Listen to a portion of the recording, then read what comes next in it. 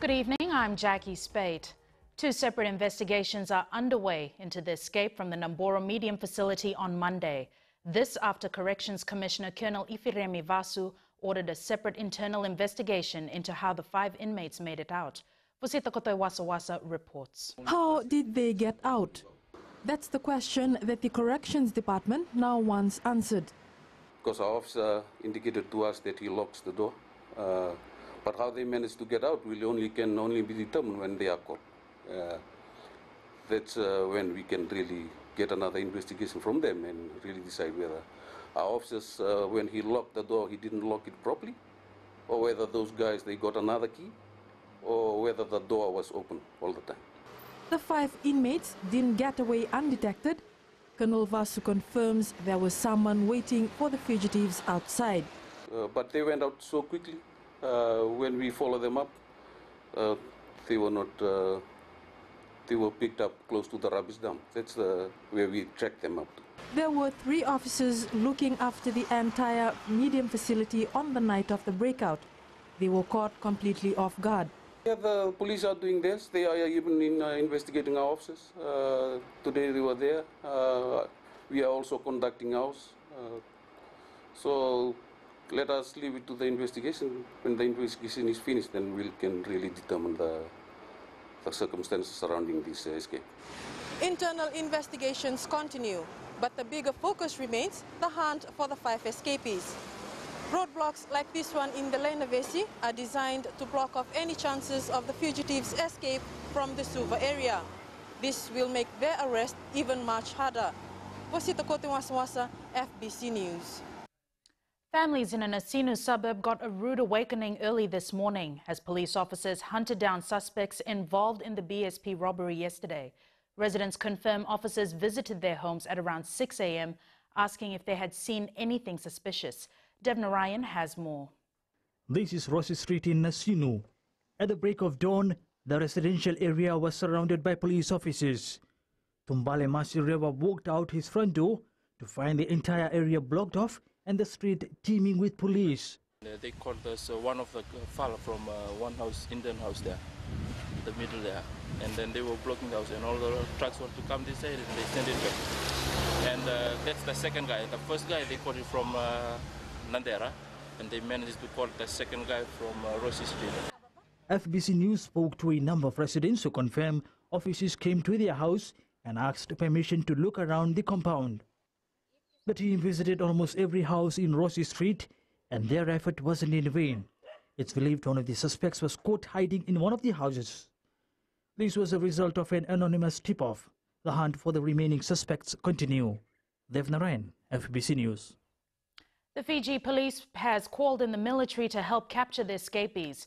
Director Operations SSP Rusiate Tunravu has confirmed there is now a joint team trying to apprehend the fugitives.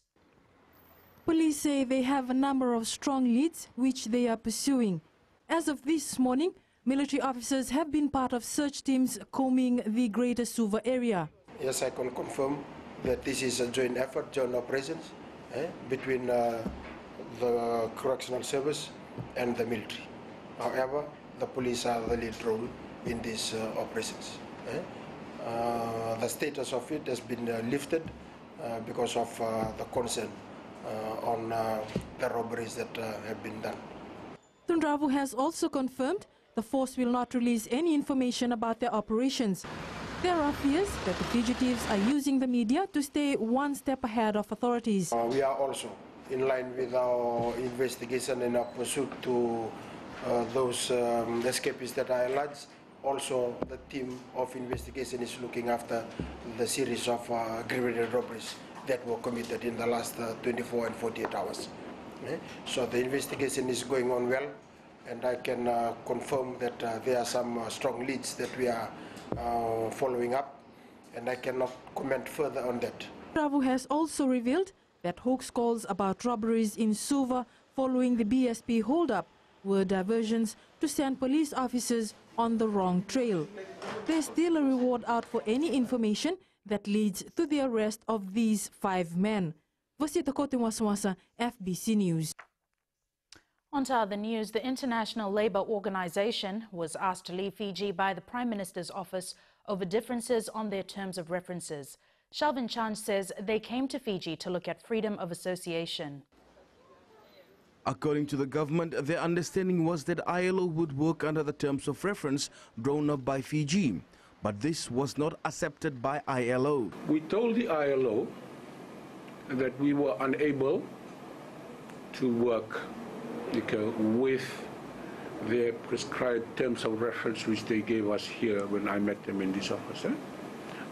We had some issues to clear, so we could not reach an amicable agreement in terms of that. Under its terms of reference, the government said the ILO mission must review the impact of the Essential Industries Decree. It suggested that the mission should also talk to employees and employers rather than talking to the unions only. The ILO, on the other hand, wanted to see how the freedom of association, which dictates terms of collective bargaining, was affected. We have an understanding of what we believe the mandate of the team to be, which is a terms of reference that's drawn up by Fiji, and that we would, agree to work under those conditions. But I think that was to them unacceptable, so which was also unacceptable for us then to continue to, to accept. Still to continue to engage this team under those conditions. The government says ILO delegation wasn't forced out and are always welcome to return. The Fijian government will be pleased to welcome an ILO visit that would produce an objective evaluation of the issues set out in the terms of reference. And such an ILO visit will be welcome to Fiji even if they arrive tomorrow, anytime in the future. Fiji does not list well with ILO because of decrees introduced that affect public servants and essential industries. The government maintains these decrees have helped workers, in contrast to the claims made by the unions. Shalvin Chand, FBC News.